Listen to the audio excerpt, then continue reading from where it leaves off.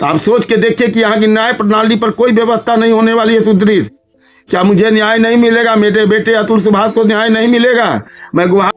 मैं सबसे गुहार लगाता हूँ, राष्ट्रपति जी से, नरेंद्र मोदी जी से, योगी जी से और नीतीश जी से, सबसे मैं ये बात कहना चाहता हूँ कि हमें न्याय चाहिए, न्याय चाहिए। और नहीं तो मैं अपने बेटे की अस्थि को जौनपुर के गटर पर जाके बहा दूंगा, ये मेरा निश्चय। मैं अतुल सुभाष का पिता पवन मोदी समस्तीपुर पूसा रोड से बोल रहा हूँ। मैं आज न्याय के लिए 1 महीना से गुहार लगा रहा हूँ। मैं ये उम्मीद करता हूँ कि मुझे न्याय मिलेगा, लेकिन न्याय मिलने का रास्ता मुझे नजर नहीं आ रहा है। पहली बात तो ये कि इस केस में इतनी जल्दी बेल मिल जाना, आनन फानन में इलाहाबाद से एंटीसेप्टिक बेल मिल जाना सुशील सिंघानिया को, तो इनका राजनीतिक अप्रोच हो सकता है। हम लोग छोटे से लोग हैं, बिहार में रहते हैं। मेरा बेटा इन लोग की टॉर्चर से, इन लोग के लालच के कारण मेरा बेटा फांसी पर चढ़ गया। और हम लोग ने पोते के लिए गुहार लगाया तो सुप्रीम कोर्ट ने ये कह करके हमको कस्टडी देने से मना कर दिया कि उसकी दादी अजनबी है। मुझे ये न्याय प्रणाली पर ये प्रश्न मैं खड़ा करता हूं कि न्याय प्रणाली क्या है। 1-2 साल के बच्चे को भी उसने बोर्डिंग पर रखा, उसको बच्चे से प्रेम है। 3 साल के बच्चे को भी बोर्डिंग में रखा तो उसको अपने बच्चे से प्रेम है। मैं ये जानना चाहता हूं उसकी रिकॉर्ड क्यों नहीं देखा जाता है? क्या न्यायपालिका जो है सो बोलते का मीडिया से और इससे कोई हम लोग को ये लेना देना नहीं है? मैं अपनी आवाज कैसे पहुंचा सकता हूं? मैं डायरेक्ट तो किसी से बात नहीं कर सकता, मोदी जी से, योगी जी से बात नहीं कर सकता हूं। मैं तो अपनी आवाज को इसी माध्यम से पहुंचा सकता हूं ना। मैं एक छोटा सा आदमी हूं, मेरा कोई अप्रोच नहीं है, ना कोई राजनीतिक मेरा कोई अप्रोच है। तो मैं तो अपनी बात को इसी माध्यम से पहुंचा सकता हूं। क्या छोटे लोगों को अपनी बात बोलने का कोई हक नहीं है भारत में? क्या उसको न्याय मिलने के लिए एक जज, जिसका अंतिम समय में मेरा बेटा लिख के गया है, वीडियो बना के गया है रीता कौशिक के बारे में, क्या वो जज हो गई तो उसके ऊपर में कोई जांच नहीं होनी चाहिए? क्या जज हो जाना एक बहुत बड़ा भगवान के रूप में हो जाना है कि उसके ऊपर कोई जांच नहीं होगी? कोई जज करप्ट नहीं होता है? पुलिस वाला उससे कुछ पूछ नहीं सकता है, क्योंकि पुलिस वाले जब जाते हैं उसके यहाँ तो उनको सलाम करते हैं। और आज भी जज वही है, उस पर कोई कार्रवाई नहीं हुई है। इलाहाबाद में भी कोई उसके ऊपर जांच का कोई 1 महीना हो गया, अभी तक कोई जांच नहीं हुई। मैं ये जानना चाहता हूं कि क्या यही न्याय प्रणाली होगी? फिर ऐसे ही अतुल सुभाष अपने फांसी पर चढ़ेंगे?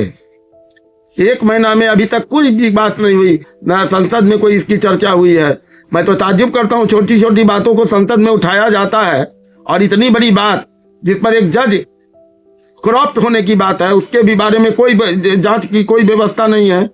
योगी जी और मोदी जी और राष्ट्रपति जी सबसे मैं गुहार लगा चुका हूं और आज भी लगाता हूं कि मुझे न्याय मिलना चाहिए। न्याय नहीं मिला तो ये देश पर, इस कानून पर कोई विश्वास नहीं करेगा।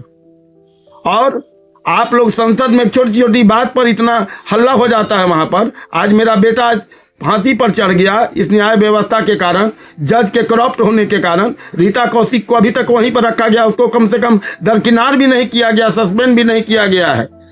इलाहाबाद के जज को ये पावर है, वहां पर एक स्पेशल जज बैठते हैं जो इस पर निगरानी रख सकते हैं।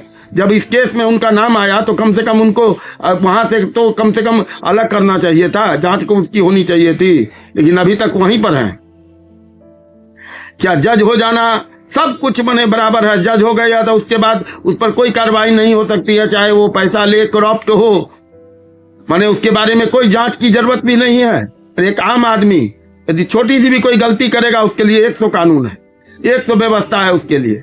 आज यही निकिता सिंघानिया ने मेरे बेटे पर गलत आरोप लगाया, उसकी कोई जांच हुई?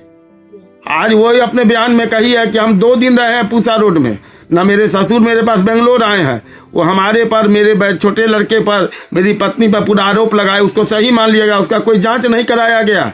उसके घर के आदमी ने 2 गवाही दे दी, उसको पुलिस ने जो है तो चार्जशीट बना करके पेश कर दिया। घर की गवाही का कोई वैल्यू है? उसके चाचा ने या उसके भाई ने गवाही दे दिया, उसको पुलिस ने सही मान लिया, उस पर चार्जशीट बना करके उन्होंने अदालत में पेश कर दिया 498 में। तो आप सोच के देखिए कि यहाँ की न्याय प्रणाली पर कोई व्यवस्था नहीं होने वाली है सुदृढ़।